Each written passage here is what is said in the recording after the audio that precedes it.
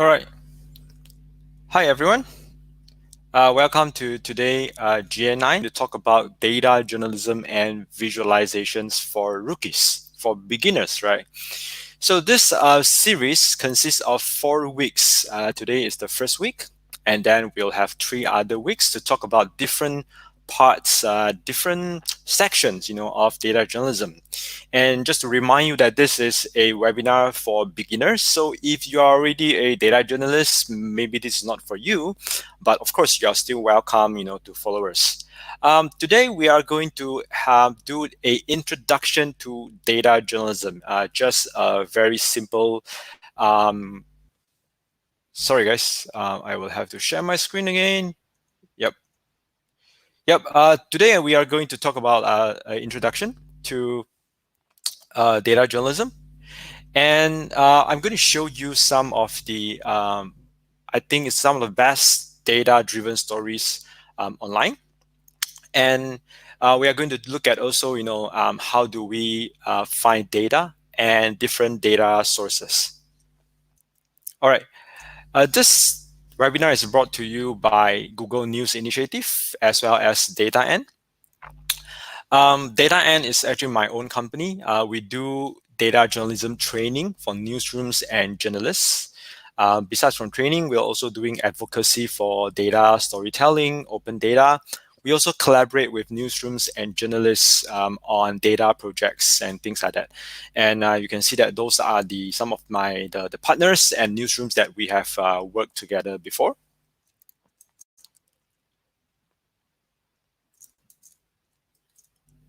All right.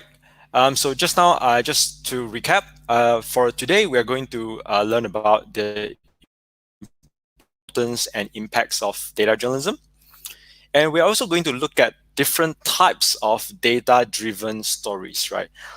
Data, when it comes to data, people used to have the impression that data is boring because there are numbers, is cold, right? And then it's not that interesting. So hopefully today, in this 1 hour, I will be able to show you that data journalism can be very engaging, at the same time can be very attractive, and can be very attractive and very interesting, for a lot of people. And the second part of today's webinar, we are going to talk about, where and how to find data online. And next week, we are going to talk about how to explore data sets and to find stories. And the other 2 weeks will be one on data visualizations, and the last week will be on digital map. How do you use map to help to tell stories? Okay. So let's start with a very simple questions. What is data journalism, right? To answer the questions, you can go for the simplest answer, which is data journalism done with data. But that doesn't really help much, right? We all know, of course, data journalism is journalism done with data. So to be more exact, right, the data can be the source of data journalism. Just like when we go out as journalists, we interview someone and we come back and we use that interview as our story. So this time, instead of interviewing the person or covering an event, we try to interview the data, right? Become our source of story. Or it can be the tool which the story is told, right? We have the story and we use the data to help us to present the story. Or it can be both, right? Data can be the source of a story. It can also be the tool of the stories, right? So just remember these two things. You can use data as the source of your reporting, or you can use it as a tool to tell your report. But what does a data journalist do? So if I tell people that I am a data journalist, what does that mean? What do I do, right? So the skill sets here is a little bit different from the traditional journalist, right? So in terms of doing data journalism, some of the processes, some of the works that we have to do, including the gathering, the cleaning, organizing of the data. After you organize the data, you analyze the data. You analyze the data, you find interesting insights, or you find the answers that you want, and you present the data using visualizing. And of course, eventually you publish the data. And however, we are different from data scientists, we are different from data engineers, because the whole process here, right, the whole skill set here is to support the acts of journalism. So we are still a journalist. Our main responsibility is still to inform the public as well as to keep the powers in check, right? Check and balance, right? As the fourth estate, as we all, most of journalists will understand this, right? So just that the skill sets is different, the processes is different, but it is still journalism. It is still to tell stories, to inform the public, and to perform check and balance on the people with power, right? And then now we have a basic understanding about data journalism. But what about data, right? When we talk about data, we always think about numbers, right? But just remember this: data is not just numbers. Data means structured information, right? Structured information here means the information, it's repeatable in a predictable structure. For example, you know that each person, right, if you are filling up a form, right, or you will ask the person about the name. So maybe your ID, there's some countries there are like national ID. You have age, you have address, you have date of birth, you have phone number, right?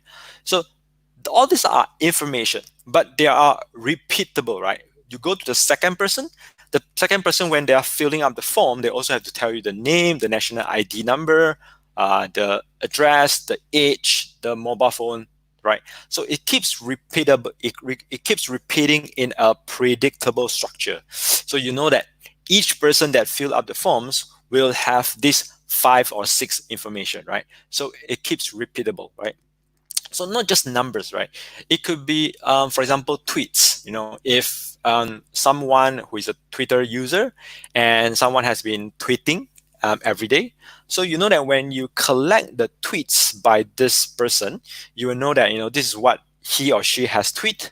There's a time, there's a date, and there could be a link, and there could be a hashtag, and there could be a media, right? It could be a video, it could be a picture, right?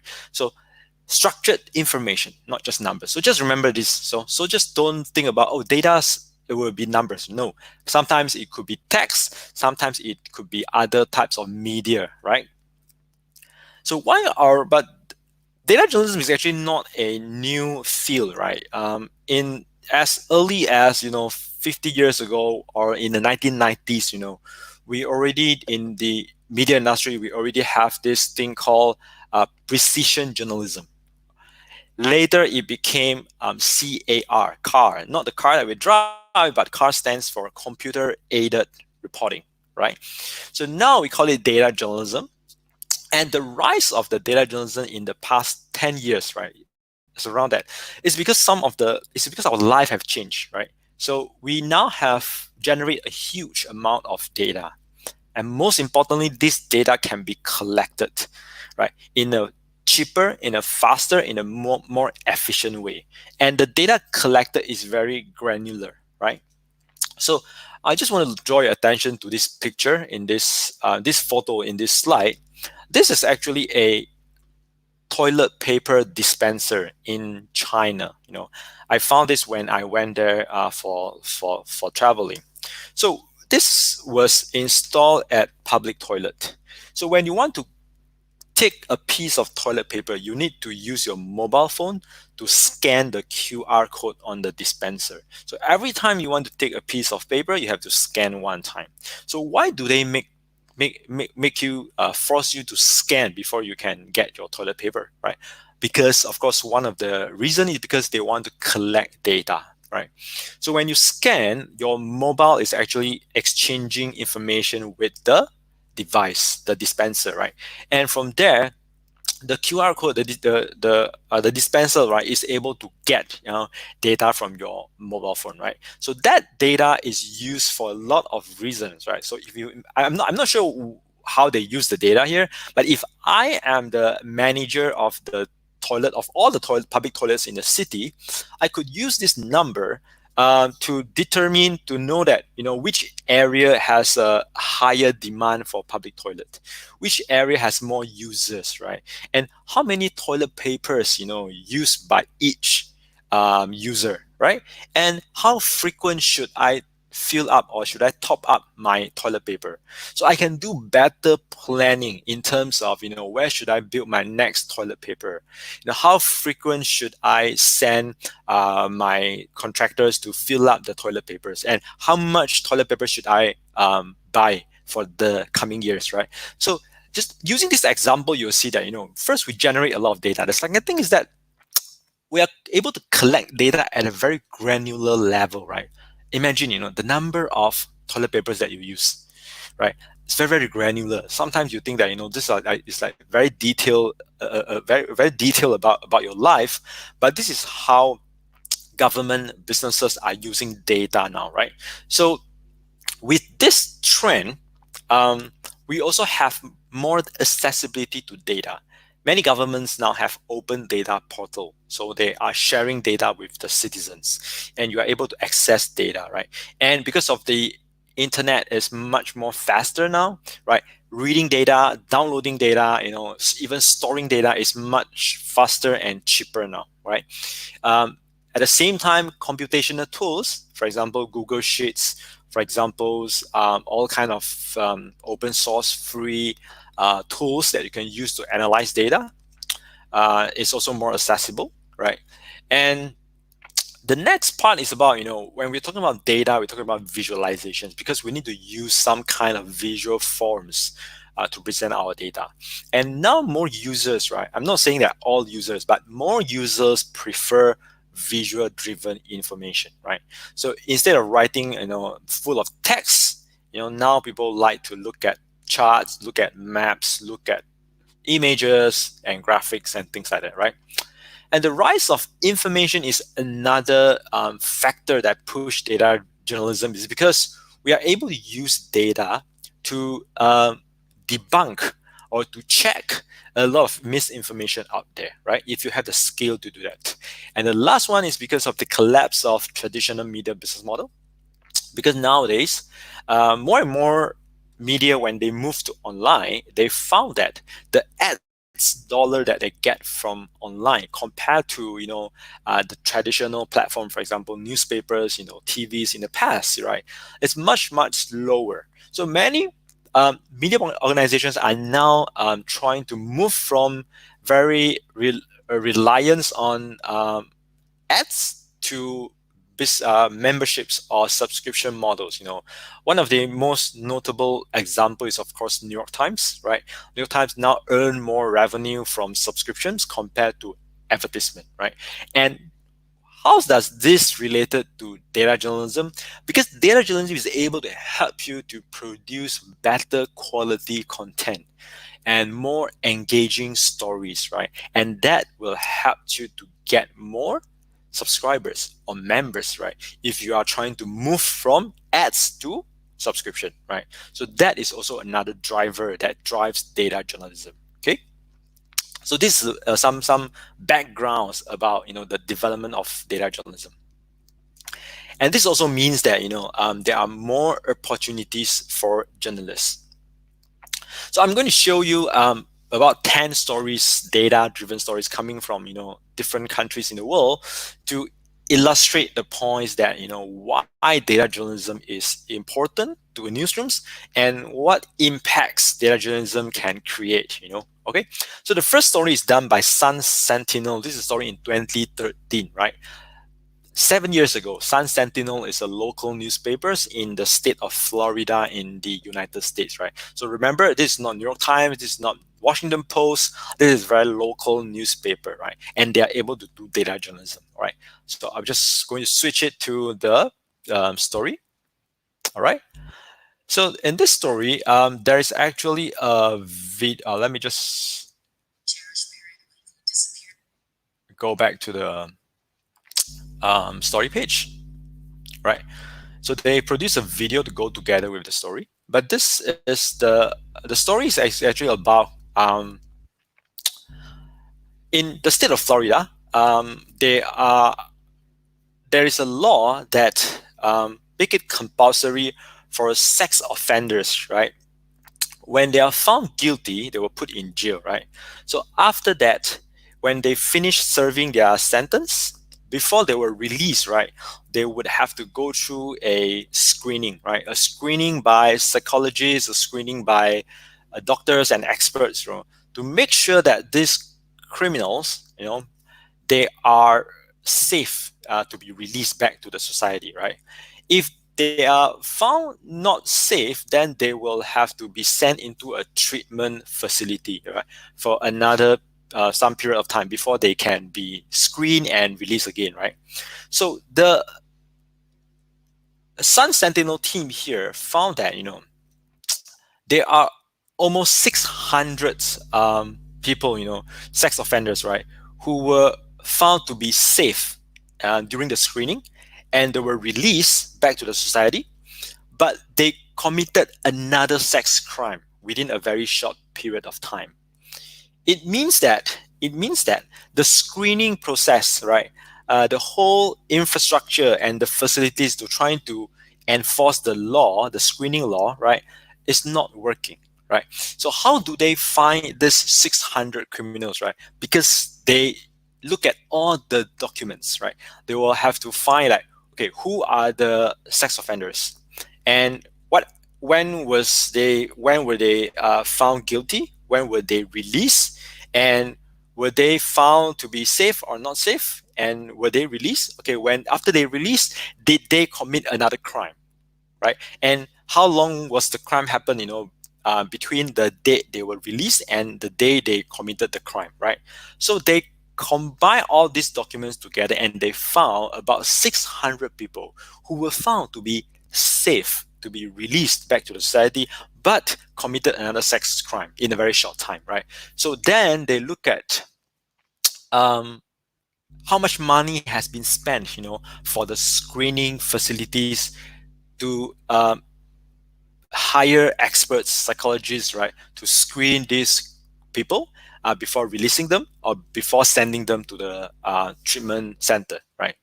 And they follow the money. So these are taxpayers' money, right? Because the whole thing is run by the government. So when this system doesn't work, it means that the taxpayers' money has been wasted, right? So this is a very good example of not just look at sex crimes as individual cases. This is what we usually do, right? When there's a rape happening, we just focus on that case, right? But this is to take a step back and look at the bigger picture and to see if there is a structural problem or not, right? Is this an isolated case, or this is actually a structural problem? And we found that this is actually a structural problem, right? So I'm going to play the video. Just give me 1 minute. I have to do something different to play the video. All right. Okay. I will now play the video. Can have a look at the video. I will never see my mother again. She's gone. So what am I gonna do? And my kids, it just tore them apart. I'm gonna be in pain for the rest of my life. Oh my God, get out of here. What's being missed here? I don't know. Let's change the law. Let's don't let another guy like this walk free. The man dragging this woman away just got out of a treatment center for sexually violent predators. A Sun Sentinel investigation has found that Donald Stevens is one of hundreds of sex offenders Florida found safe to release who went on to harm again. The Jimmy Rice law is supposed to protect the public from repeat sex offenders by keeping the most dangerous ones locked up. The law is named in memory of a 9-year-old South Florida boy who was raped and murdered. His picture, of course, you still see it in your head. It still brings chills to think about it and to recall it. The state is required to evaluate inmates before they're released and send those too dangerous for society to a treatment center. But we uncovered shocking failures. Dangerous predators have been turned loose only to attack again, leaving a trail of new victims. Women raped, children molested, mothers, daughters, and grandmothers murdered. In June, another child died, just a year younger than Jimmy Rice. 8-year-old Cherish Periwinkle disappeared from a Jacksonville Walmart, her body discovered 10 hours later in the woods behind a church. Police charged Donald Smith with raping and strangling the second grader. Smith is a registered sex offender with a decades-long history of exposing himself to children, luring girls to his van, and trying to kidnap them. Florida had 2 chances to lock Smith up under the Jimmy Rice law, and both failed. He shouldn't have been out. He shouldn't have been out. That was an injustice to her. He shouldn't have been out. It shouldn't happen. It shouldn't happen. Florida's Department of Children and Families is responsible for identifying sex predators under the law. The purpose of this.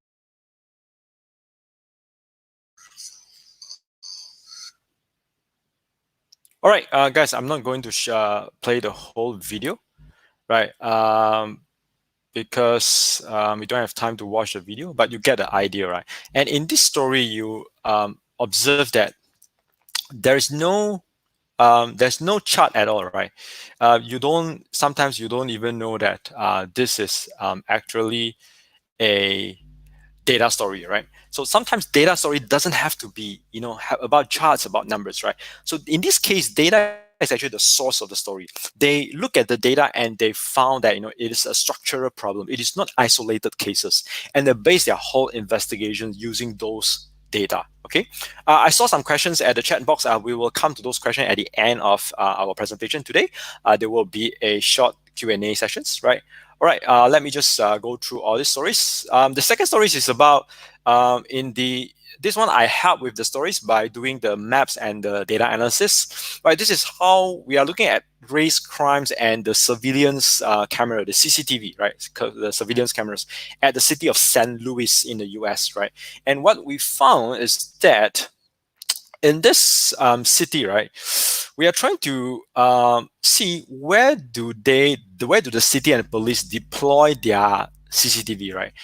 And you can see that if we remove all these circles, right, in yellow color, in blue color, they all show the locations of the surveillance cameras, right? These are to fight crimes in the city, right?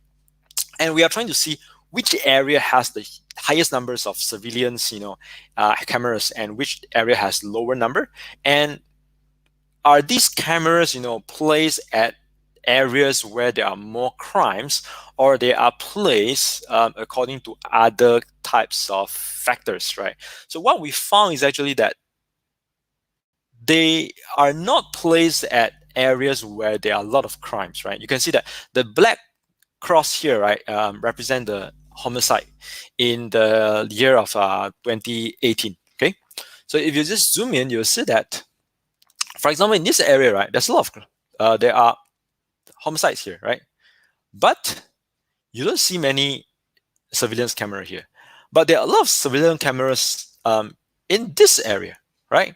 But there are not many crimes here, right? So the surveillance camera, the questions here is that, are the surveillance cameras, placed at the right locations to prevent crimes, right? And what we also found is that when the area has less black population, meaning that more white population, and also when the area, I can change it to income, has higher average income in that area, you usually find more cameras in that area, right? So the whole story is about the St. Louis Real-Time Crime Centers protects businesses before people, right? So they put the cameras at wealthy neighborhood, where there are more businesses, and not poor neighborhood where there are more crime cases, all right? And we won't be able to confirm that if we don't look at the data and try to visualize it, right? Even we get the data, right? When we first get the data from the police, and the locations of the cameras, we can't find this picture, right? We can't picture it because just look at the numbers, right? It's very hard to see the relationship between the locations of the cameras and the crimes and the income distribution and the demographics, right? But when we make a map, right, by putting in all this data, all this information in a map, then we are able to see the trend, right? You can see that it's very clear that this area, this is a poorer and more black population area, with more crimes, but most of the cameras are concentrated here. This one, where there are more businesses, wealthier neighborhood, and also more white people, right? And you can see, you can go and read this story. It's a very long story, an investigation. The map is just part of it, right? We also talk to the police, we talk to the activists, we talk to the resident associations there to get their viewpoints, right? But I just want to show you that this is also a way that we get data as a source of our story. We get data to confirm our perception or trying to dismiss, our perception or our hypothesis. All right. The next that you can use with data is you can use the data to show the trend and big picture, right? Just now, the first two stories is you use data to find stories that would never have been found, okay? If you don't look at the data of the sex crimes, you don't look at the data of the CCTV, the cameras and the crime rates, you won't be able to find the stories, right? But next is that we have a story. We know that, for example, the COVID-19 pandemic, we know that the story is there, right? You don't have to go and find the data you don't have to go and get the data to find the story because the story is there. But you can use the data to tell a better story using the data. So let's look at this example. The first one is by the Financial Times, right? They have this COVID-19 dashboard. What I believe is one of the best COVID-19 dashboard in the media now. So it keeps updating with different visuals. The latest one is this.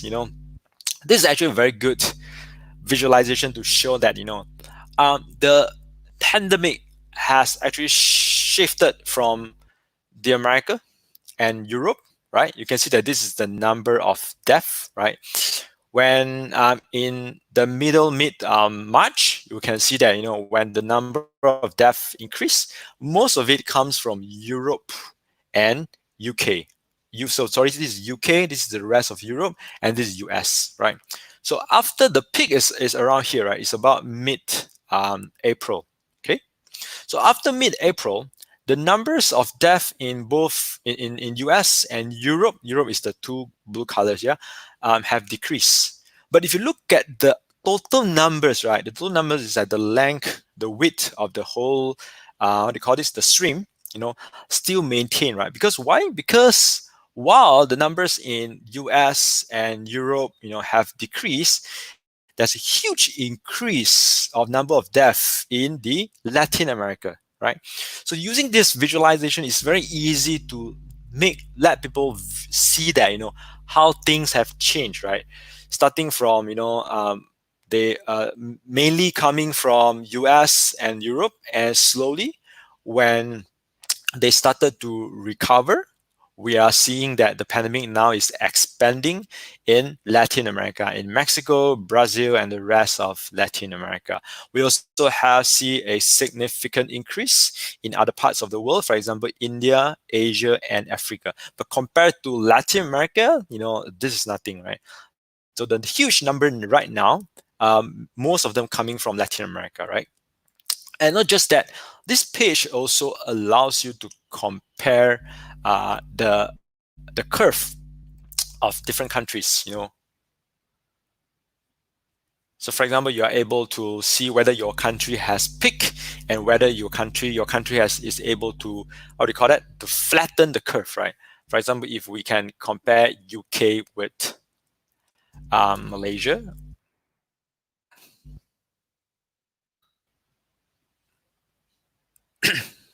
You see Malaysia is here, right? UK is here. Or you want to compare like countries in Southeast Asia. So let's say Singapore. Singapore does not appear. Okay, sorry. Indonesia. Right. Where else? Thailand. Thailand is not here. It doesn't cover all the countries, yeah? Philippines, all right. Now you're able to compare different countries, right? So this is using data to try to show a bigger picture, the trends, right? And you're able to compare different countries, right? Actually, this COVID-19 pandemic has really, leveled up data journalism whole world, because now a lot of journalists realize that, wow, data is the core in this pandemic, right? Everyone, when you are during the lockdown, every day when you wake up, the first question or the second question you might ask is that how many cases we have today in our country, because everyone wants to know what's next. When can we lift our lockdown or restrictions, right? And that all those decisions are based on the numbers. So everyone learn to read the numbers or to interpret the numbers coming from the government, right? So as journalists, our responsibility is to inform the public. We have to be data savvy in this case, so that we are able to use the data released by the health authorities, released by WHO, right, to inform our readers, what to do and what to prepare, right? And this data, by presenting the data in a easy way to understand, in an approach that is engaging, actually helps to educate the public, right? So that they know, in order to flatten the curve, what should they do? And they feel they will have this sense of responsibility together, right? To fight against the pandemic, right? Right. Another story is in South Africa. It is done by a group called Passmark, right? This is to look at the education in South Africa. So just very quickly, I'll just preview it. Right. So they look at how many children started their school in grade 1, and they will look at over the 6 or 12 years, how many students drop out, and eventually how many children are able to, when they first started grade 1, and how only about slightly more than half are able to graduate in grade 12, right? And out of these numbers, only this much are able to enter the university, right? Right. So this is a story. Very easy to understand story using data and visualization, right, to show you the big picture of education in South Africa. Okay. The other very good purpose of data journalism is it helps you to, using visualization, using data, to explain very complex concepts. Again, I'm going to show you a very good story by Washington Post. And this story is about the COVID-19 pandemic, and also what does flatten the curve means, right? And this story is interesting because it is, according to Washington Post, it is the most visited story since Washington Post went online. Okay, this is the most visited story, right? The number one story with the highest page view, of any Washington Post stories online. All right, why is it good? Right, I believe most of you have seen this story before. It used a very simple visualizations. This is when two people get contact, and one person who is a COVID-19 patient pass the virus to another person. Okay, as simple as that. And then it shows you like this is when business as usual. Everyone is moving, and you see the disease spreads, right, to people.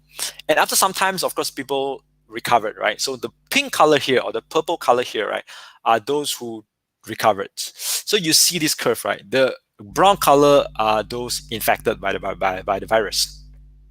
So you see that this is the curve. Okay. Over time, right, after the pandemic peak, you will see that the curve will be flattened, right, because people recovered, right? But the curve is kind of high in this case, right? So if there's a quarantine, for example, this is quarantine, right? We quarantine these people. For example, these people maybe they are a cluster in the community. They quarantine them, right? So you see that these people are free from infection, right? But what if the quarantine breaks, right? And slowly, this group of people will infect the people here. However, if you look at the curve here, it's lower than the first curve. If you still remember, right? It's lower than the first curve. Sorry, the first scenario. The first curve. The first scenario is like free for all. Business as usual. Everybody's moving. Life as usual, and you see the curve is high, right? This is like a semi-quarantine, right? Partial quarantine. And you will see like this is what we call social distancing, right? Or stay at home, right? You stay at home, you see that there are many people not moving. Only a small group of people are moving around. So it is able to slow down the spreading of the disease. and you see that the curve is much lower, right? So this is what we call it as flatten the curve, right? So if you are able to flatten the curve, then we will not burden our medical facilities, right? We'll have enough hospital beds for everyone. We'll have enough ventilators for those who are in critical conditions. And this is like a total lockdown, right? This is the most restricted scenario, right? Total lockdown. Only a very small number of people are able to move around, and you see that it lowers the spread of the disease significantly, right? You see the curve is like almost like nothing here, compare, right? So this is actually a very simple visualization and simulation to make people understand why do we need to have social distancing, why do we need to stay at home, and why what does it mean by flatten the curve, right? So eventually you'll see that these are the 1, 2, 3, 4, the 4 different simulations, and how the curve has been flattened, right? This is free for all. This is just one, it has a quarantine, but the quarantine breaks. And this is moderate distancing. This is extensive distancing, right?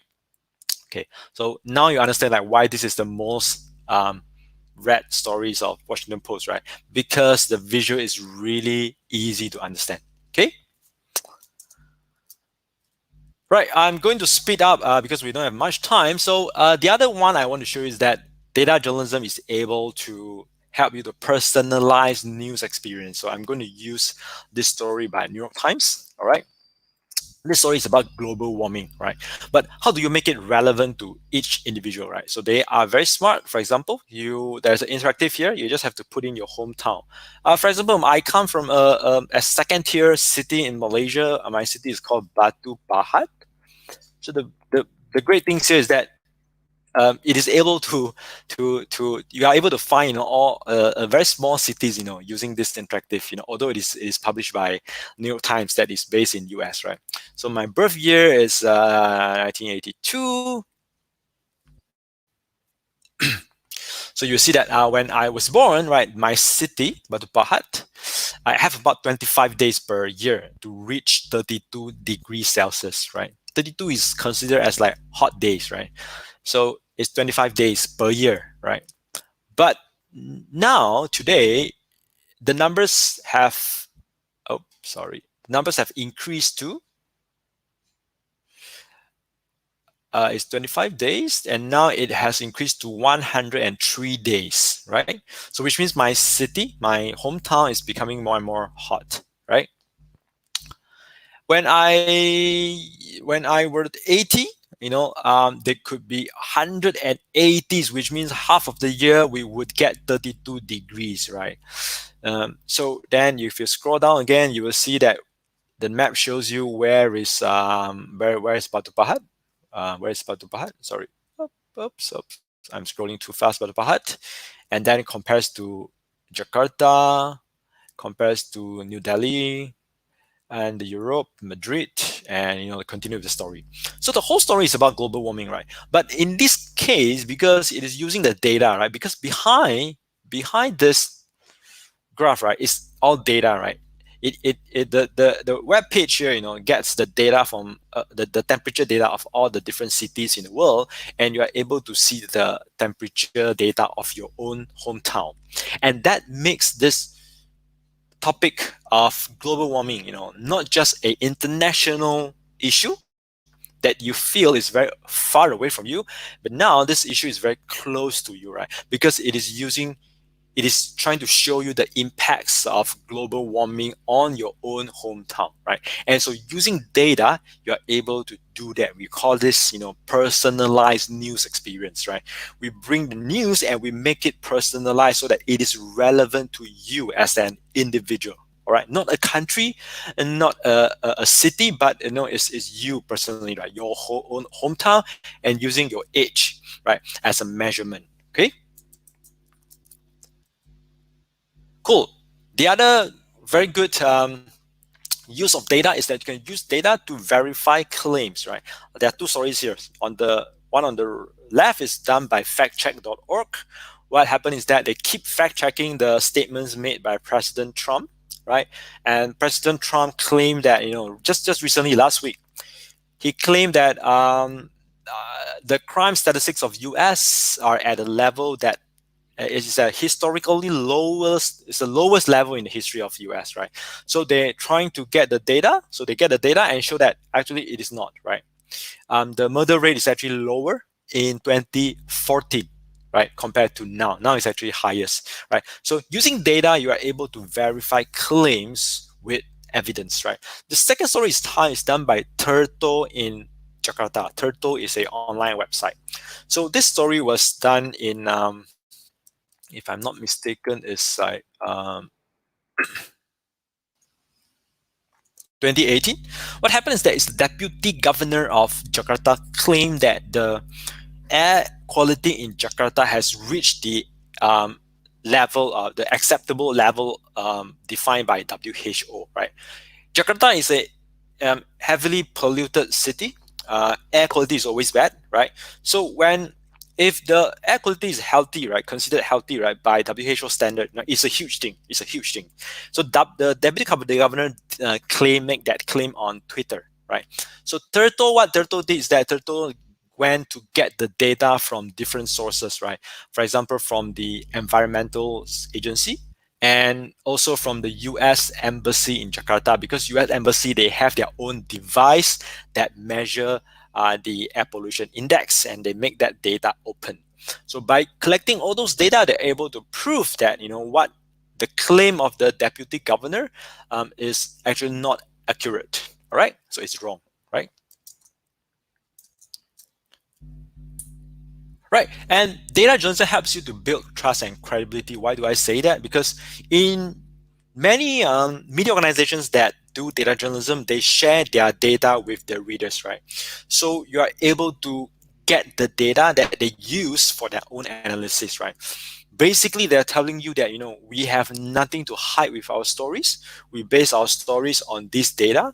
If you don't trust our story, we share the data with you. You can do your own analysis, right? So this makes your story more trustful and more credible, right? Because you are not hiding, anything from you, right? Compared to traditional journalism, when, sometimes media organizations like to quote sources, anonymous sources, or when you are interview someone, you interview 1 hour, but you only publish, parts of the interview, and people claim that, you're trying to spin the story, you're trying to pick an angle that makes that person look bad or look good, right? But in data journalism, if you are able, actually many media do that, they share the data that they use for their own analysis, right? The Economist that did that. The 538 is a very famous data journalism website in the US. They did that, New York Times sometimes do that as well. They share their data with everyone. So basically they are saying that we are transparent. You can come and check our data. And if you want to dispute our story, you can use the data, the same data that we use to dispute our story, right? Right. So hopefully by looking at all the stories that I just show you, you're able to be convinced that, data journalism. In social media, we use the hashtag DDJ to refer to data journalism. It means data-driven journalism, DDJ, right? Hashtag DDJ, right?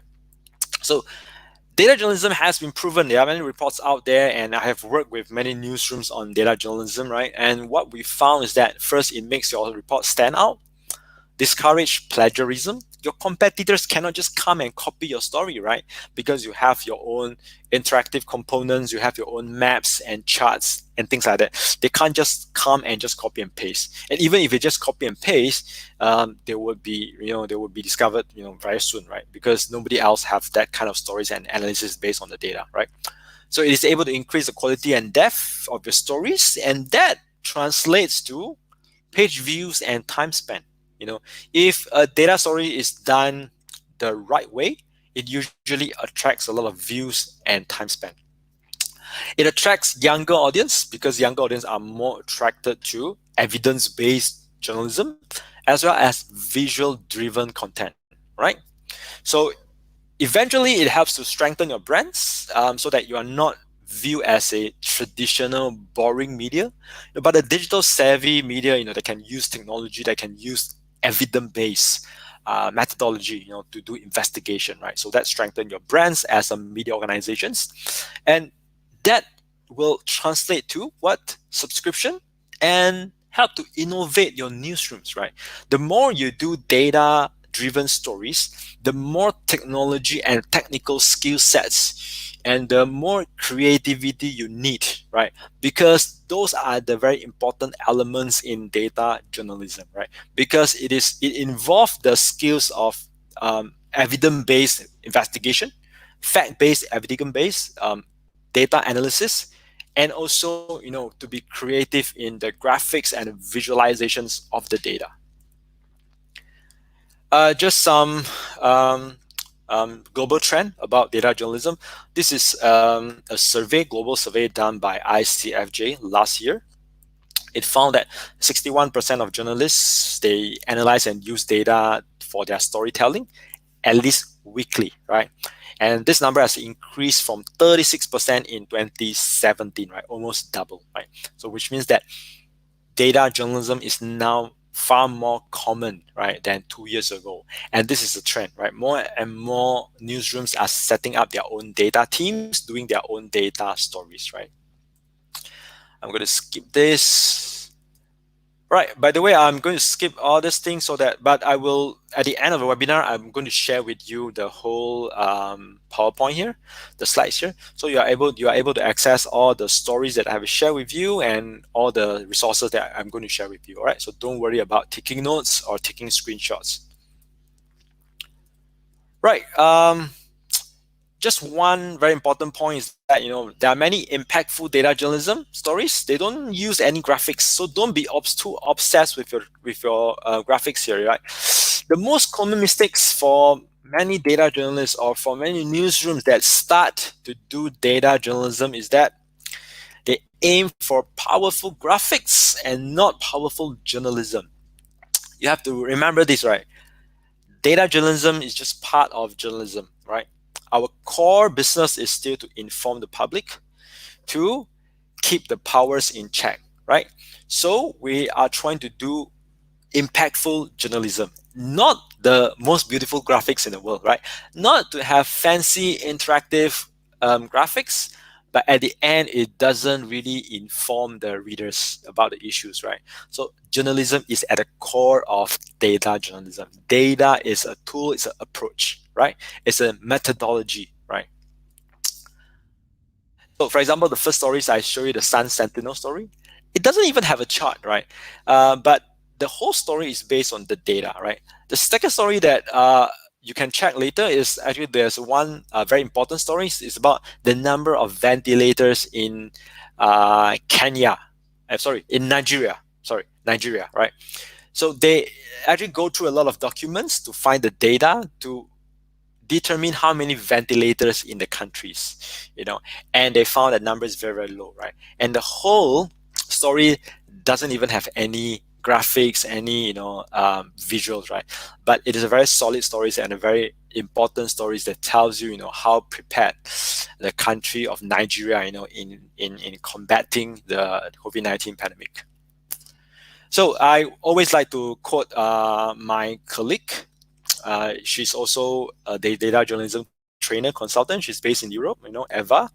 She has a very good article, and she stressed that data journalism is harnessing data to measure a problem, to identify who has been impacted, what is causing the problem, and what is the solution. So there are 4 things, right?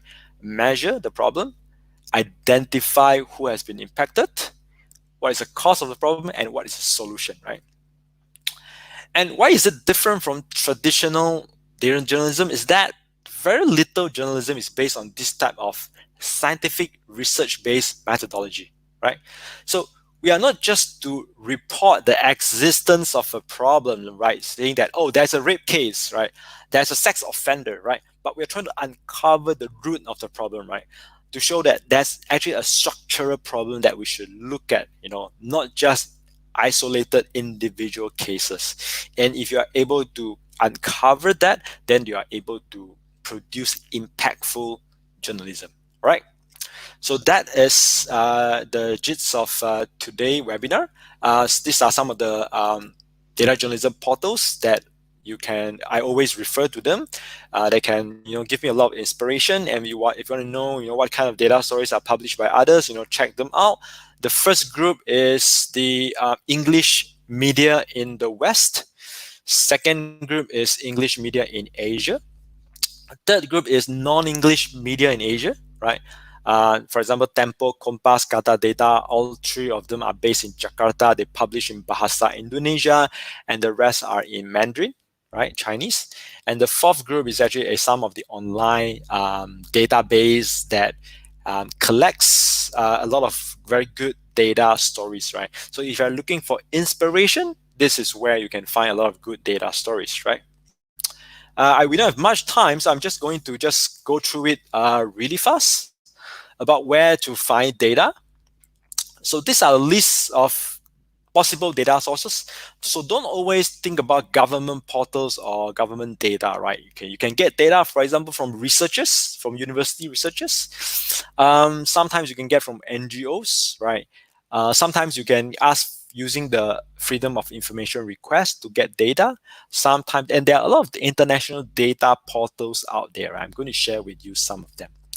These are two lists that I have compiled about international data portals. So you can go to these portals, and they all have their own database that allows you to search for data. All right.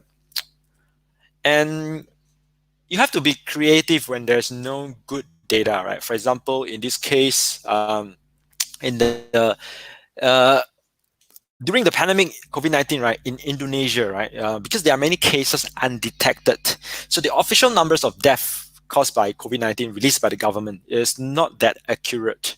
So what happens is that Reuters journalists in Jakarta, what they did is that they're trying to look at the number of funeral services in Jakarta, and this number is actually open, right?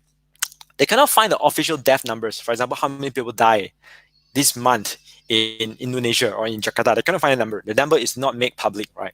But they're able to find the number of funeral service, right? How many people have funerals during that month? And they found that in March and April this year, the number of funerals are very, very high, extraordinarily high, right? There's a spike compared to the past 2 years, okay? The earliest data they found were in 2018, right? So this shows that more people dying, right, during these 2 months, and this could be caused by COVID-19, right? And this numbers is much lower than the COVID-19 death numbers released by the government, right? So the story is, jump in Jakarta funeral raises fears of unreported coronavirus death, right? So be creative, right? When you don't get the data from the government, or the government doesn't have the data, right? You might want to look at secondary data that can help you to measure the problem. So in this case, they was able to find the data of funeral services. Okay, I'll give you another example. Be creative. How do you be creative? Is this again done by Reuters, the Reuters team in Singapore. This is to look at the Grab traffic data. We all know Grab, right? Grab is the e-hailing service in Southeast Asia, right? So they are trying to compare the traffic conditions in major cities in Southeast Asia before and after the lockdown. Okay, so because they were not able to get data from the government, so they did get data from Grab, right? I think they actually talked to Grab to get the data, and using that data, they're able to visualize, to compare the traffic before and after the lockdown, right? So again, don't just think about government data, be smart, think about who else collect the same data. So in this case, the e-hailing companies, they have much better traffic data compared to the government, right? Because they have a huge user base, right, in all these cities. Okay. This I have covered already last week. You can go back to the last week lesson to look at. It's about digital tools, how to use Google search to find data, more efficient to find data, right? So I'm just put in the slides here. I'm not going to explain it. If you have any questions, you can go back to look at the videos last week. It is in the same YouTube channel. And again, this video will also be made available on the same YouTube channel, so you can share with your colleagues, or you can come back and watch again, right? And another one is how do you extract data from PDF? There's a tool called Tabula. Again, I won't be repeating this because we already covered this last week in our webinar of digital tools for journalists, right? So please refer to that video. And the last one before we end our webinar, or before we answer some questions, is that when you get the data, right, you can't trust the data 100%. So if you are not very familiar with the data, right, with the owners of the data, with the people who provide you with the data, right, treat the data as if you are interviewing a stranger, right? So when you go out and interview someone, of course, you will check the background of that person. If you want to use his interview in a report, you have to make sure that this person is not a con man. He has, qualified background to talk about, the topics that you want to interview him or her, right? And this person has high integrity. So these same concepts apply on data. Okay, so these are the 10 questions that you should ask before you use the data, right? Just quickly, of course, you want to know who collect and manage the data, the methodology of the data collection. And the number 5 is very important. Who is going to look bad or lose money as a result of these numbers? Because then these people have vested interest to influence the numbers, and you need to do that, right? For example, I'll just give you a very cool, simple example, right? If a survey is done to show that telecommunication company A, right, telco A, has the best coverage of 4G in your country, right? And do you just use the data, right? No, you have to ask who did the survey, who sponsored the survey. And then eventually you might find that, oh, the survey is actually sponsored by telco A. So telco A company sponsored or fund a survey that shows that telco A has the widest coverage of 4G in your country. Can you use that survey in a report? Of course, no, right? Because it is not fair, right? Because they have conflict of interest in this case, right? So it's very important for you to know who fund the survey, who did the survey, and does this survey make someone looks good or make someone's look bad? And are these people involved in the process of or the management of this data, right? So those are the questions that you should ask before using your data. So again, data doesn't mean that it is always accurate or credible. You have to be very careful. Just like you go out and interview anyone, especially politicians, right? You have to be careful about what they tell you, and it's the same thing for data, all right? And tomorrow we'll have the same sessions delivered by my colleague Trina in Bahasa Melayu, okay? And on Thursday, we are going to have the same session again in Chinese, Mandarin, delivered by me. And next week, we are going to have the second week of webinar on data journalism, and it will be on, I'm going to show you some very practical examples of how do you find stories from data, all right? So let's time to look at some questions. And at the same time, I would like you to fill up a feedback form. Please just spend a few minutes to fill up the feedback form. You can scan the QR code here. That is the easiest way, right? Or you take a screenshot to get the URL, right? My colleague will also paste the URL in the YouTube chat box, right? Please spend a few minutes. Tell us, what is good, what is bad about today's webinar, and what are the other topics that you want us to cover, because we might come out with series 3, series 4, who knows, right? It depends on your feedback. And at the same time, you can download this presentation, PowerPoint, on this link, the bit.ly links, right? bit.ly/datagni1. Okay. Next week we have 2, 3, 4, right? So my colleague will also paste this URL in the YouTube chat box. Okay, now it's time to look at some of the questions.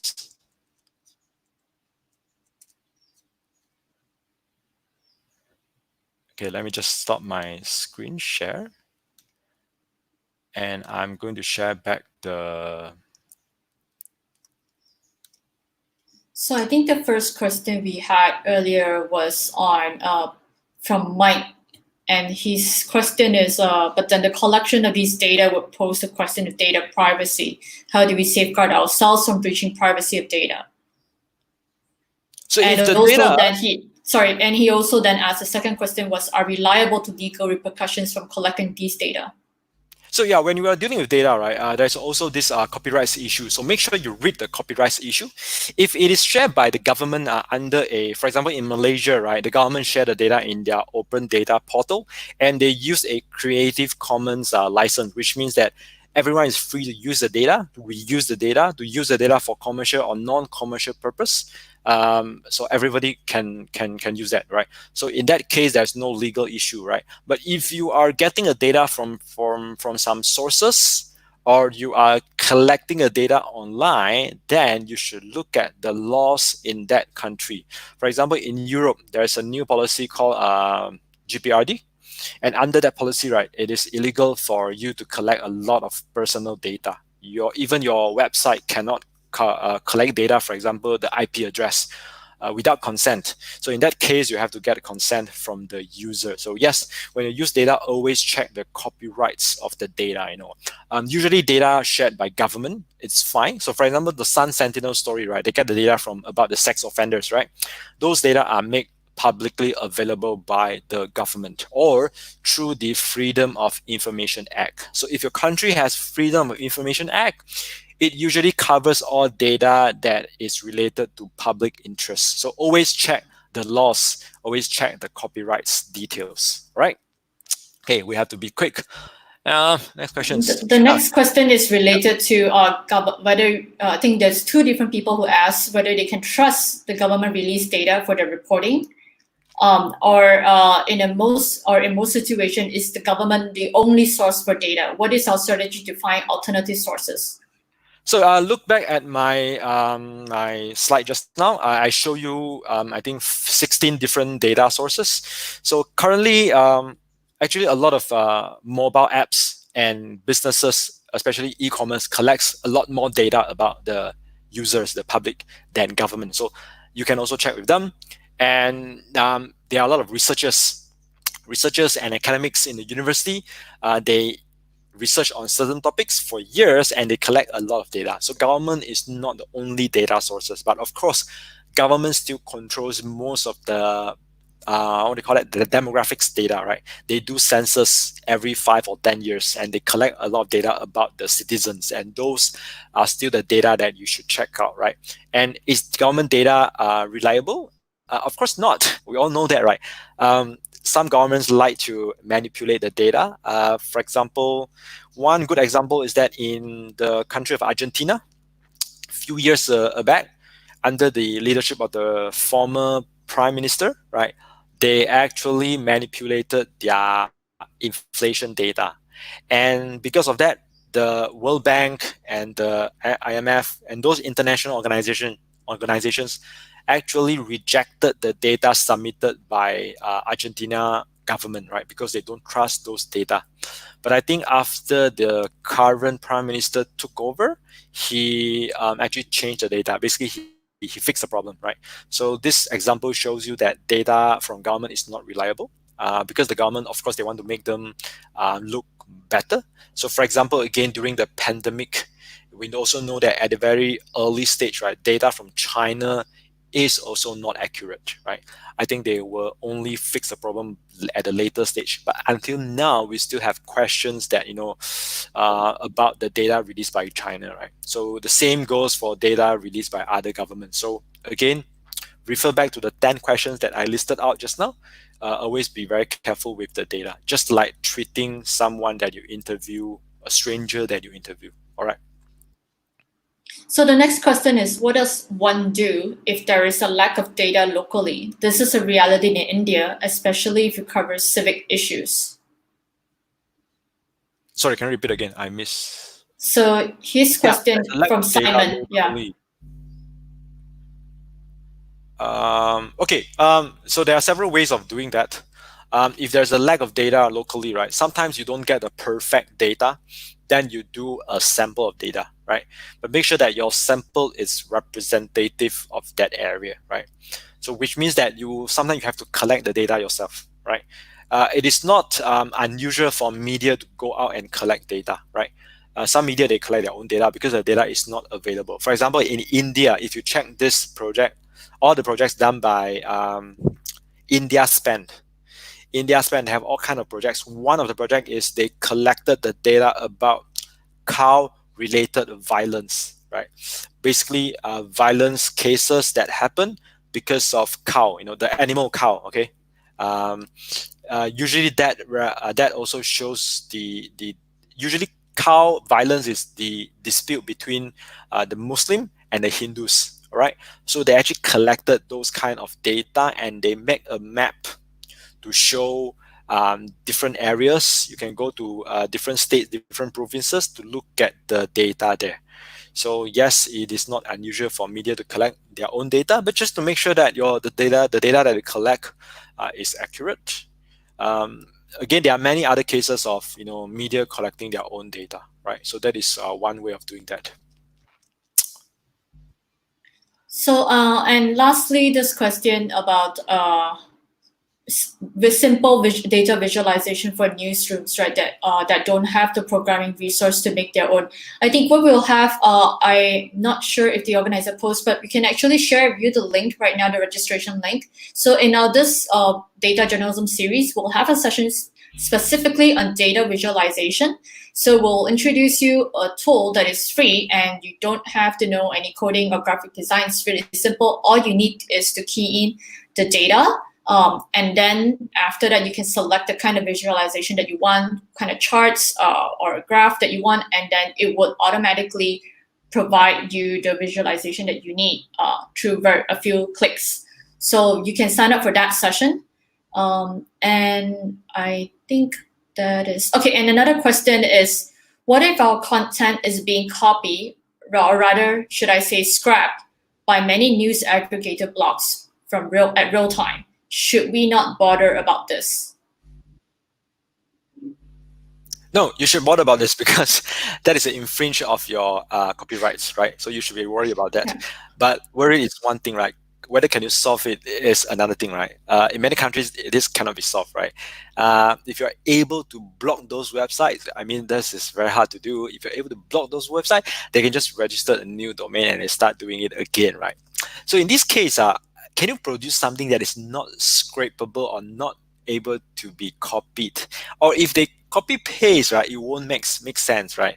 For example, the interactive charts, right, nobody can copy, right? They cannot just click copy and paste, right? They have to make that interactive element, right, by themselves. And that is not it's not something that can be done by anyone out there, right? So that is why using data journalism, right, if you have like some interactive elements, some animation going on, right? Like some of the stories that I show you, they have very smooth and very cool user interface or user experience. Those kind of things cannot be copied, right? The news that can be copied is just text. If you just write a text of stories, of course, it's easy to copy, right? If you do data stories, right, based on data, and then for that have again, they have like personalizations, they have very good visuals, right? And those are the things that you cannot people cannot copy. So I think that is the way to go for media organizations. All right. And there's another questions about Malaysia. Based on your observation.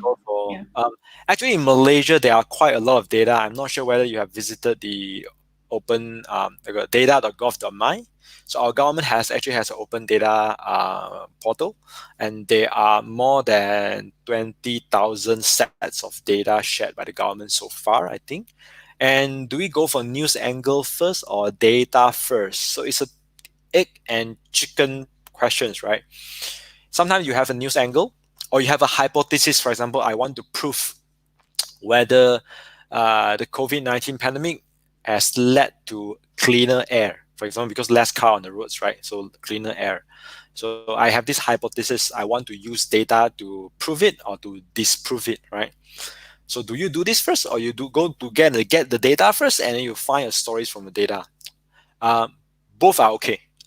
Both are legitimate ways. It depends on the case, right? If you know that there's this data out there and you have this hypothesis, then that's perfect, right? You have a news angle. You also have the data to prove your news angle or to disprove your news angle, and then you can then that is the ideal situation, right? If not, then maybe you have a good date, you have a good news angle or a hypothesis, and you try and go and find data. If you cannot find the data, then you have to be creative, right? As I showed you just now, if you cannot find the number of death or the reason of death, right, you look at a number of funeral, for example, right, in Jakarta, right? Or when you cannot find traffic data from government, you go and find data from e-hailing companies, right? For example, so you can also try. You have to be creative about where to get the data, right? So yeah. I think that's about it. If I don't Yeah, see we any are other 15 minutes questions. past 4, so I think Yeah. it's time for us to end the webinar. So thank you everyone for attending the webinar today. And remember, please fill up the feedback form, right? And also that is the link that you can download the deck from, and the video will be available on YouTube channel after we end our webinar. So feel free to watch it again or to share with your colleagues. And if you have any Mhm. questions, you can email to contact us, me, also Trina. And remember, we have sessions tomorrow on Bahasa Melayu, another sessions on Thursday on Mandarin, on the same content, same topic. And next week is our second week of data journalism series, and that week we'll talk about how do you find stories from data, and then followed by the third week and the fourth week. Third week is on data visualization. Fourth week is on digital map. All right. So thank you very much. See you tomorrow or see you next week. Bye bye. Thank you. Bye.